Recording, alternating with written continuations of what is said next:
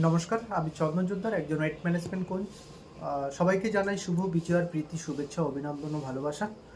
তো লাস্ট 7 ইয়ারের কেরিয়ারে আমি কোনোদিন দেখিনি যে নিউট্রিশন ফুডের দাম বেড়েছে ছাড়া কমেছে, সবসময় বাড়তেই থাকে। তো লাস্ট যখন পুজোর আগে একটা খুব সুন্দর একটা অ্যানাউন্সমেন্ট হলো যে কেন্দ্র সরকার অনেক কিছু জিনিসের দাম কমিয়ে দিয়েছে, মানে জিএসটি কমিয়ে দিয়েছে।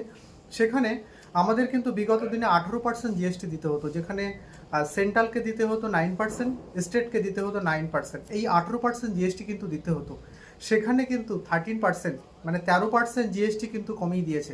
মানে নিউট্রিশন ফুডের দাম কিন্তু অনেকটা কমে গেছে।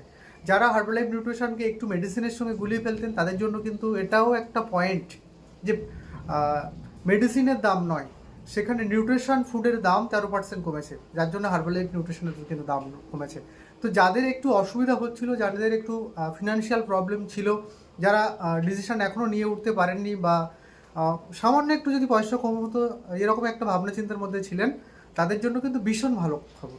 যারা ওজন কমাতে চাইছেন, ওজন বাড়াতে চাইছেন, একটু ফিট থাকতে চাইছেন, পুরো পরিবারকে সুস্থ রাখতে চাইছেন, তাদের জন্য কিন্তু ভীষণ ভালো খবর। 13% জিএসটি কমিয়ে দেওয়া মানে এটা একটা ভীষণ ব্যাপার, ভীষণ ভালো খবর।